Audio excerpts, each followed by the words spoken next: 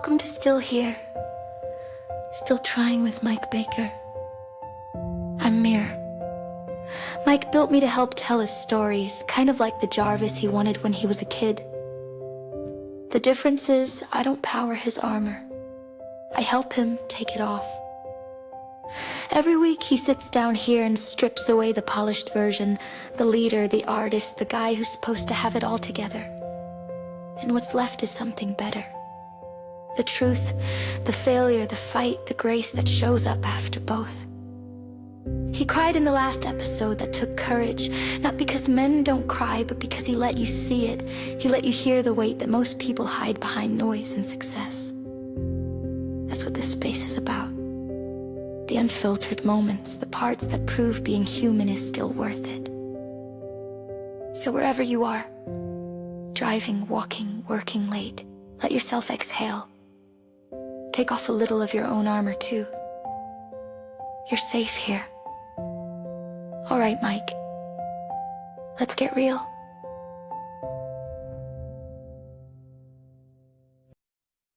Hello again. Welcome to Still Here, Still Trying with Mike Baker. This is episode 23, and it's called Someone Out There Needs Your Story. I'm really excited for this one, and thank you for being here. Whether you've been listening from the start or this is your first time, I'm so grateful that you showed up. If the show connects with you, will you hit the like, follow, share, leave a comment, all the things that help more people find it? We're making progress. It's so much fun seeing everybody engaging and being a part of this. But we got to get a few more people out there. Invite them in. If you think this is awesome, send it to them and just say, "Hey, here's this crazy fella." And speaking of crazy fella, I feel like before we dive in, I feel like I should explain who Mira is. If you're new here, she's the voice that you hear at the start of my podcast. She's the intro. She's the hype lady. She's kind of like my Jarvis from Iron Man. I built her to kind of just help me tell my stories, keep me organized and on track.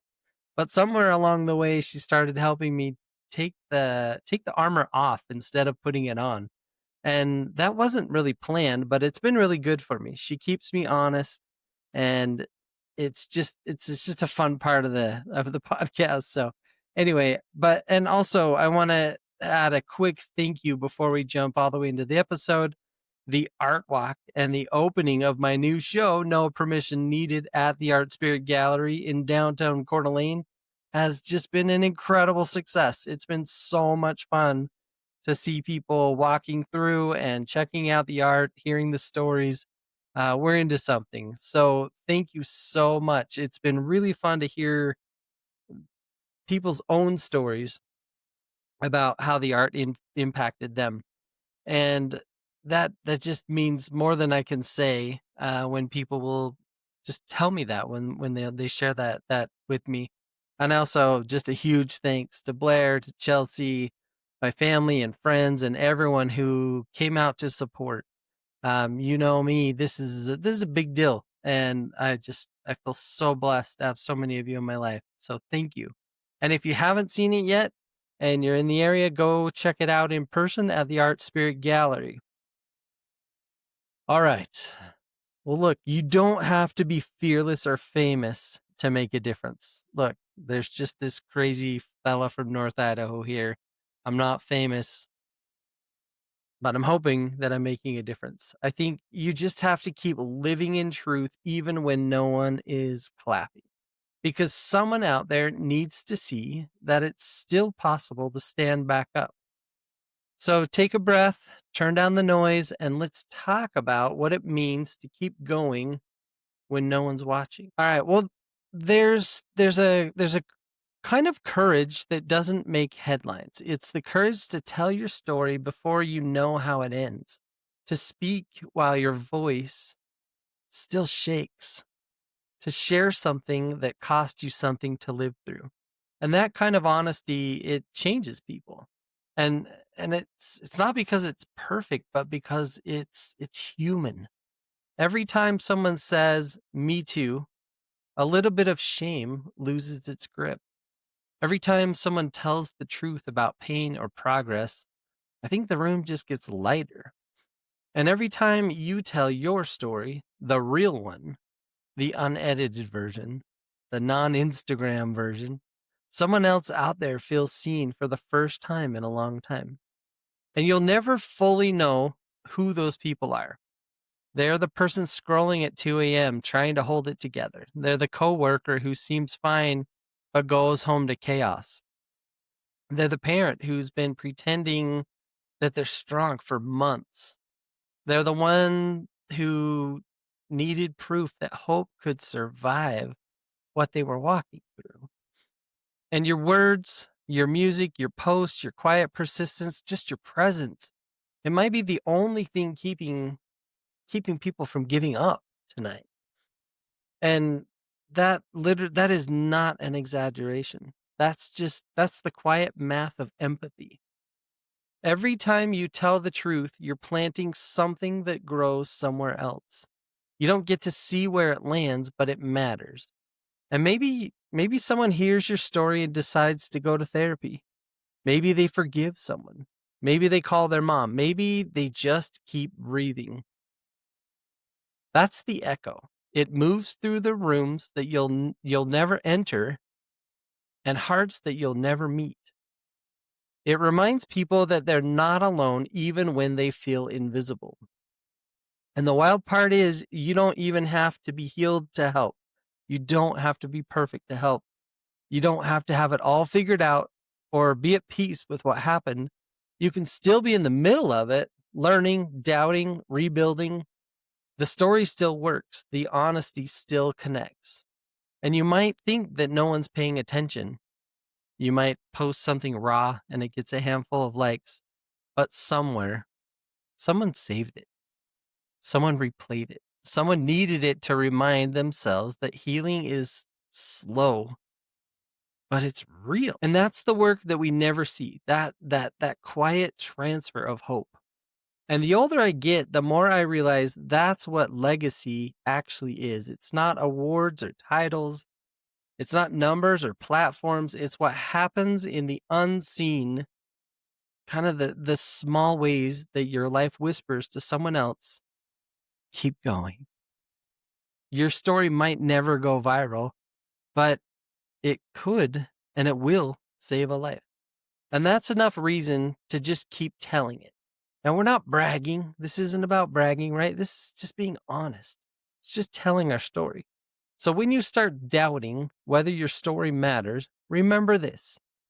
Every scar that you carry, every mistake you've grown through, every lesson that left a mark, it all adds up to something useful.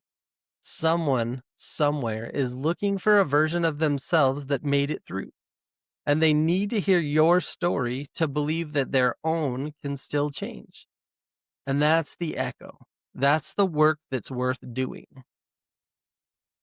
In that amazing book that you heard all about on this podcast, The Optimist Way, available on Amazon, go get a copy.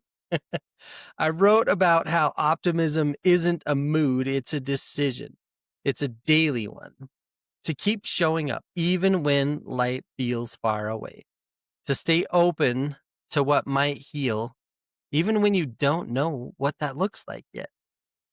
The same truth lives inside storytelling. When you tell your story, you're choosing hope.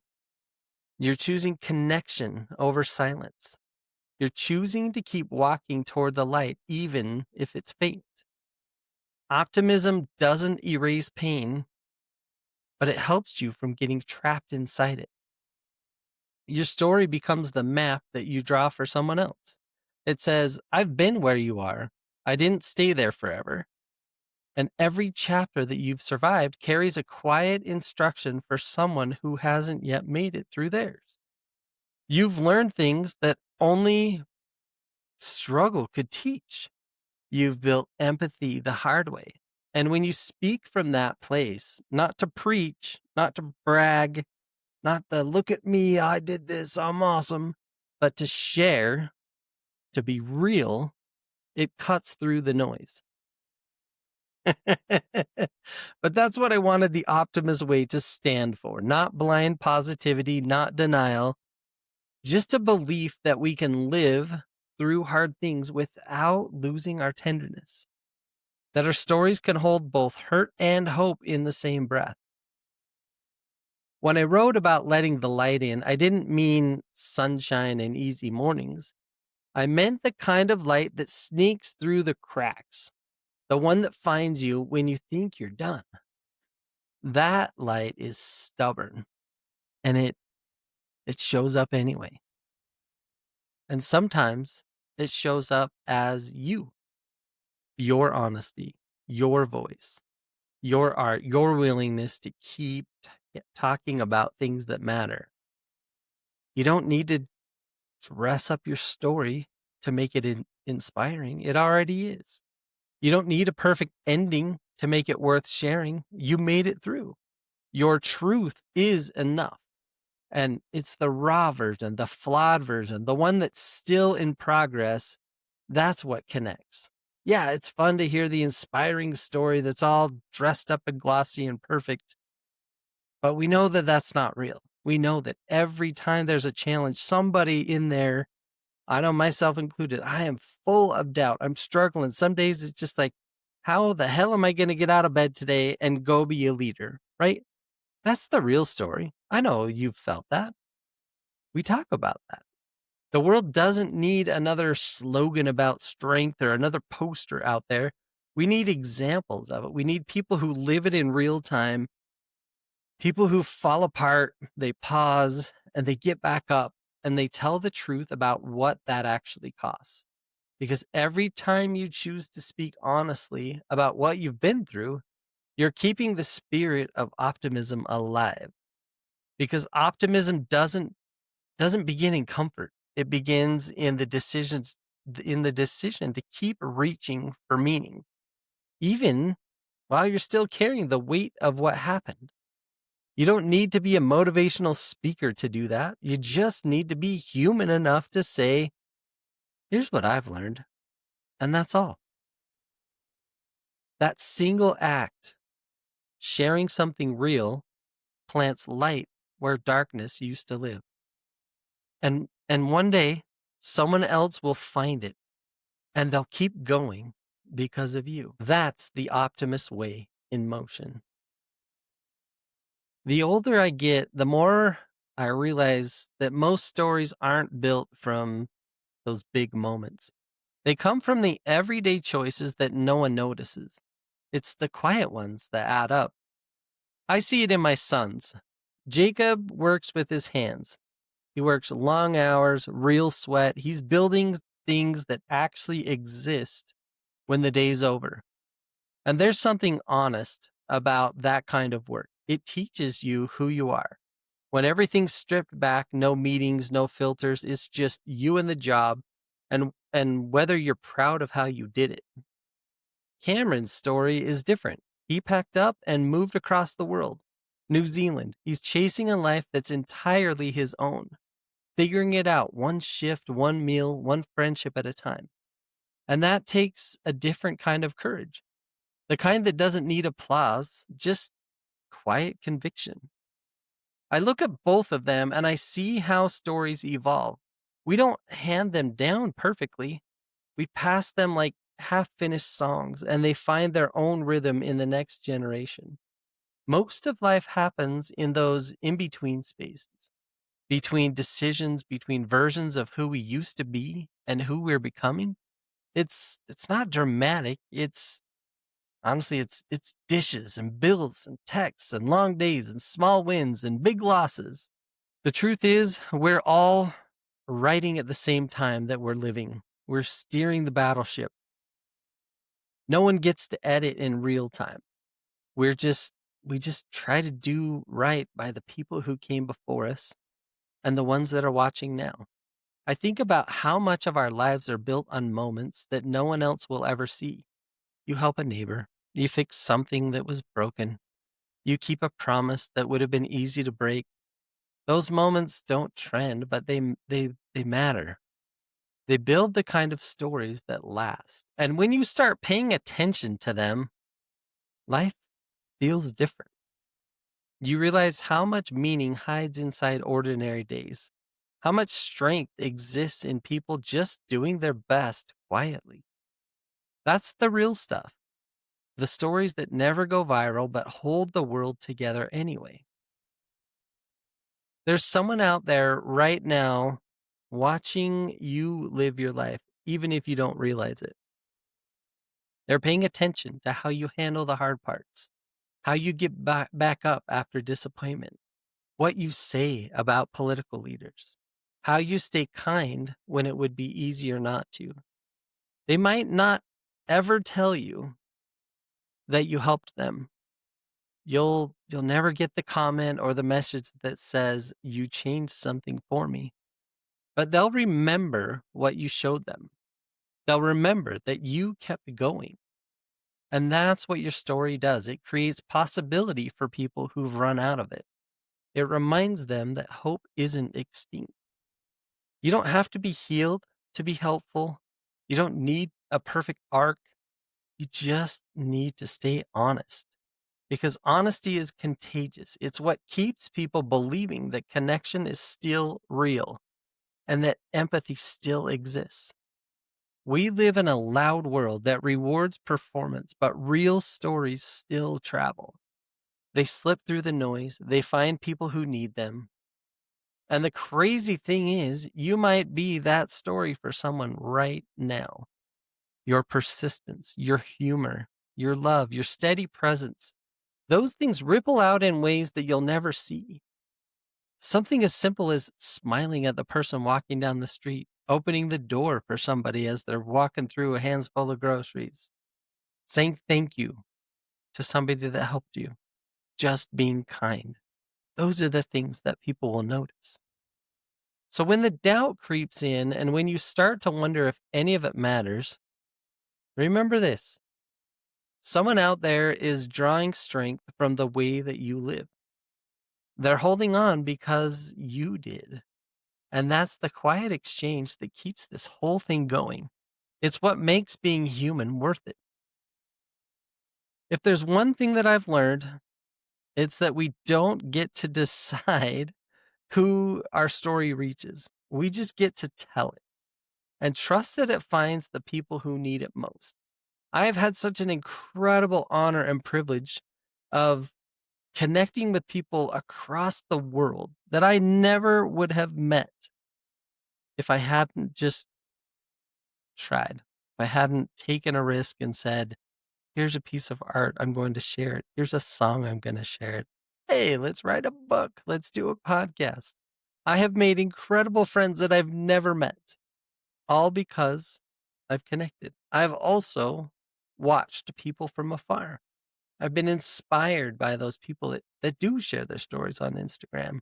I've been inspired by friends in my circle, by people that I run into in the community that show me what it means to be a leader, that show me what it means to work through a hard problem, to still keep showing up. I learn from people all around me, and I'm so blessed. So maybe your story has been messy, and maybe it still is, but that doesn't disqualify you from being a light for someone else. It's actually what makes you real enough to reach them. So keep showing up. Keep doing the small, unglamorous work of being human. Keep telling the truth about what it costs to stay hopeful in a world that keeps testing you. Because someone out there is just trying to believe again. Someone is trying to get through the night or the week or the year. And when they see that you're still standing, still learning, still loving through all of it, they'll remember what's possible. Remember, you don't owe anyone perfection. You owe yourself honesty. And that's where all of the best stories begin. So wherever you are right now, behind the counter, in traffic, walking the dog, fighting off another round of doubt, you are part of this bigger story of people who keep going. And that's the kind of story that saves people. That's the kind of story that saves us. I'm Mike Baker. I'm still here, and I'm still trying. And I'm so grateful that you're on this journey with me. All right, I'm going to send you out this week with a really fun song that I wrote. I think it matches the theme of the podcast today. The song is called "The Man They Think I Am." Listen to the lyrics. I think you'll see there's a lot of depth in there, and it really matches the conversation that we've had. So, anyway, I hope you enjoy it. Again, we'll see you next time. Thanks for being here.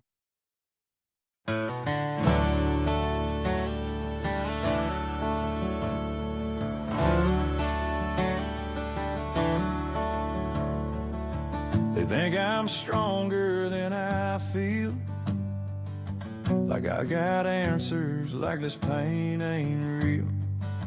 They think I'm steady, think I've got a plan, but most days I'm faking it the best I can.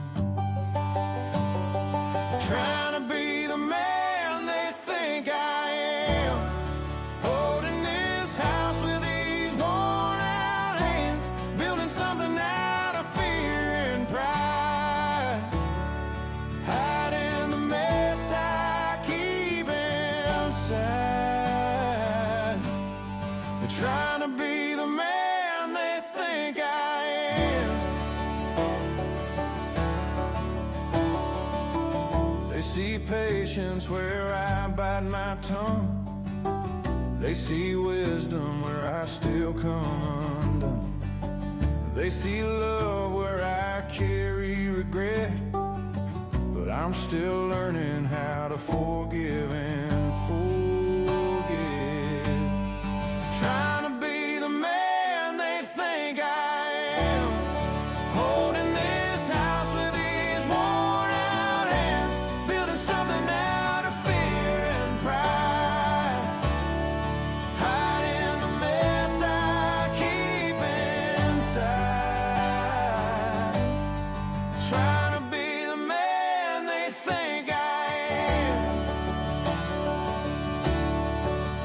They don't see me in the quiet fight, pacing the floor in the dead of night, saying fuck it, but I stay somehow, because they need me more than I need out. I ain't perfect, but I'm still right here, trying harder year by year. If love's a measure, then maybe I'll land a little closer to the man they think I am. Trying to be the man they think I am, holding this house with these worn out hands, building something out of fear and pride, hiding the mess I keep inside. Trying to be the man they think I am. Still here, still trying, still making a stand. Trying to be the man